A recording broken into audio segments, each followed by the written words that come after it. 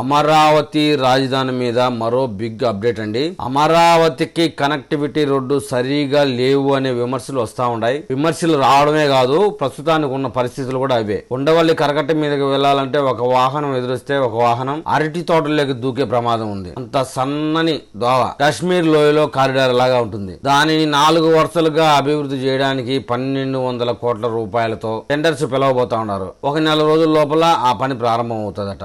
ఏదైతే మంతెన సత్యనారాయణ ఆశ్రమం వద్ద ఆగిపోయిందో సీడ్ యాక్సిస్ రోడ్, ఆ రోడ్డుని మణిపాల్ హాస్పిటల్ దగ్గర జాతీయ రహదారికి కనెక్టివిటీ చేసే 7 కిలోమీటర్ల రోడ్డుని 3000 కోట్ల రూపాయలతో పూర్తి చేయబోతా ఉన్నారు. ఇక 69 మంది నుంచి భూసేకరణ చేయాల్సి ఉంది. ఇప్పటికే 49 మందిని భూమిని అప్పగించారు. మిగతా 20 మందిని కూడా వారు కోరిన పరిహారం విషయంలో నెగోషియేషన్ చర్చలు జరుగుతూ ఉన్నాయి. అది కూడా క్లారిటీ వచ్చే అవకాశం ఉంది. రాబోయే నెల రోజుల్లో భూసేకరణ ప్రక్రియ పూర్తి చేసుకుని టెండర్స్ కి అయితే వెళ్లబోతా ఉంది. 24 మంత్ లో ఆ పని కూడా పూర్తయిపోతుందట. అప్పుడు విజయవాడ, గుంటూరు నుంచి వచ్చే వాళ్ళు నేరుగా మణిపాల్ హాస్పిటల్ నుంచి రాజధానికి వెళ్లేదానికి ఈజీ అవుతుంది. అంతేకాకుండా అమరావతి రాజధానిలో ప్రతిష్టాత్మకంగా అభివృద్ధి చెందుతున్న రహదారుల్లో E5, E13, N13 రహదారులు ఎలివేటెడ్ కారిడార్లుగా అభివృద్ధి చేయబోతా ఉన్నారు. 8 లైన్ల రహదారులతో పాటు సర్వీస్ రోడ్లు కూడా రాబోతా ఉన్నాయి. ఈ రహదారుల్లో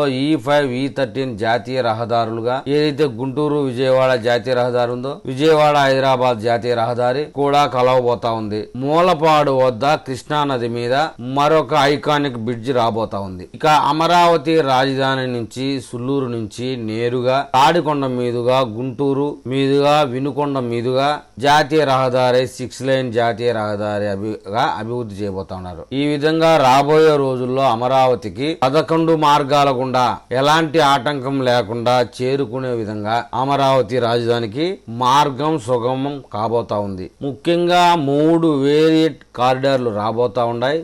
ఈ కారిడార్ల విషయంలో 12,000 కోట్ల రూపాయలతో అభివృద్ధికి పనుల కోసం టెండర్లు పెరగబోతా ఉన్నారు. డిపిఆర్లు అయితే సిద్ధమైతా ఉన్నాయి. బడ్జెట్ అయితే కొంచెం అటు ఇటు కావచ్చు. ఎందుకంటే ఎలివేటెడ్ కారిడార్ లో 8 లైన్ల రహదారులు, సర్వీస్ రోడ్లు కూడా వస్తాయి కాబట్టి ఈ రోడ్డు సైజు మొత్తం 12 లైన్లకు ఉండే అవకాశం ఉంది.